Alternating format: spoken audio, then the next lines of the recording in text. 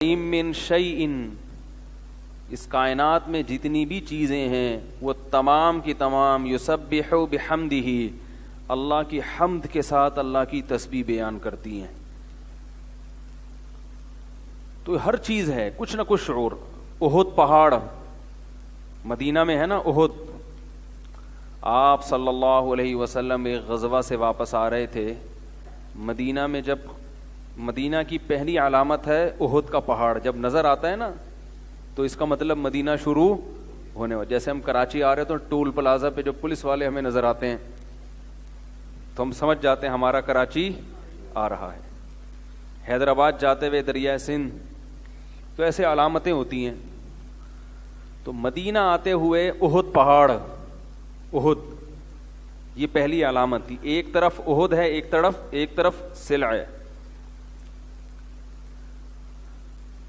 تو آپ صلی اللہ علیہ وسلم جب مدینہ کی طرف آ رہے تھے تو احد پہ نظر پڑی آپ کی. آپ صلی اللہ علیہ وسلم خوش ہوئے، فرمایا احد جبل یحبنا ونحبہ، احد ایک ایسا پہاڑ ہے جو ہم سے محبت کرتا ہے اور ہم اس سے محبت کرتے ہیں. آپ صلی اللہ علیہ وسلم کو احد پہاڑ سے محبت تھی، اور آپ نے یہ بھی بتایا کہ احد کو بھی ہم سے محبت ہے. تو پہاڑ بھی سمجھتا ہے، یعنی کچھ نہ کچھ اللہ نے اس میں بھی حص، کب سے ہزاروں سال سے وہ پہاڑ وہیں کھڑا ہوا ہے. مدینہ جب جائیں نا تو احد پہاڑ کو محبت سے دیکھا کریں. انسان کو اپنے محبوب کے محبوب سے بھی محبت ہوتی ہے. ایک شاعر نے کہا ہے نا، حمامت جرع حومت الجند لسجعی فانت بمرأم من سعاد و مسمعی. جن کو عشق ہوتا ہے نا ان کو یہ باتیں سمجھ میں آ جاتی ہیں. حمامت جرع حومت الجند لسجعی فانت بمرأم من سعاد و مسمعی. کبوتری بیٹھی ہوئی ہے پہاڑ کے اس طرف. کبوتر تو سمجھتے ہیں نا، کبوتری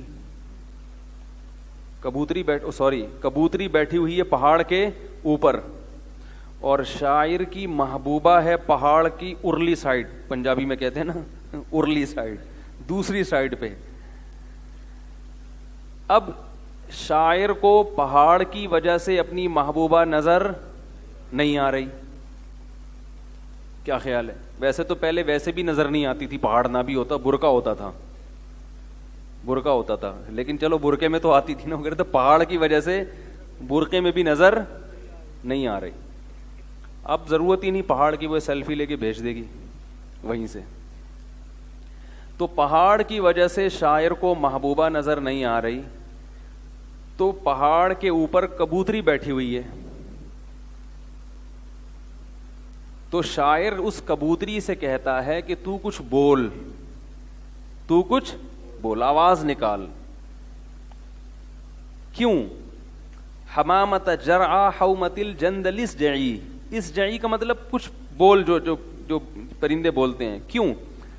وہ اس لیے کہ جب میں پہاڑ کی چوٹی پہ تجھے دیکھتا ہوں، میری محبوبہ بھی وہیں دیکھ رہی ہے، تو ہم دونوں کی نگاہیں اس پوائنٹ پہ آ کے ٹکرا رہی ہیں. سمجھ میں آ رہی ہے بات؟ ہم دونوں ایک چیز کو دیکھ رہے ہیں، اس سے مجھے ایک سرور ملتا ہے.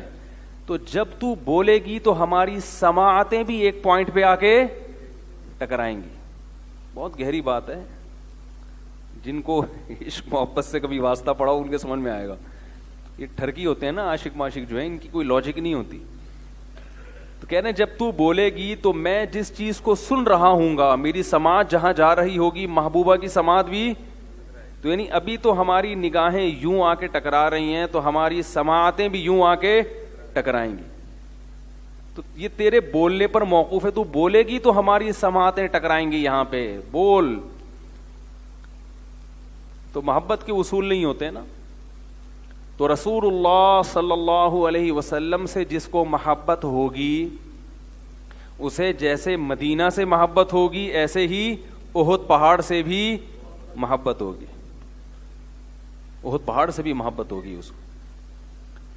تو کتنی بڑی بشارت ہے. احد جب ہمارے حضرت یہ حدیث بڑے مزے لے لے کے پڑھا کرتے. بھائی بیٹھ جائیں, ملتے ہیں ابھی.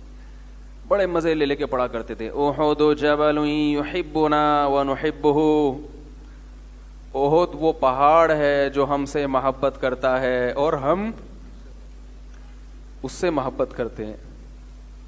بہت مزہ آتا تھا ہمارے حضرت کو یہ حدیث پڑھنے میں. تو جیسے چیزوں کو محبت ہو جاتی ہے, جیسے انسانوں کو دیواروں سے محبت ہو جاتی ہے نا, تو دیواروں کو بھی ہو جاتی ہے, لیکن اس کی کیفیت کیا ہے وہ اللہ ہی بہتر جانتا ہے. اس کی ظاہر ہے ہم تو بے جان چیزیں نہیں ہیں جو ہمیں احساس ہو, جو ہمیں اندازہ ہو.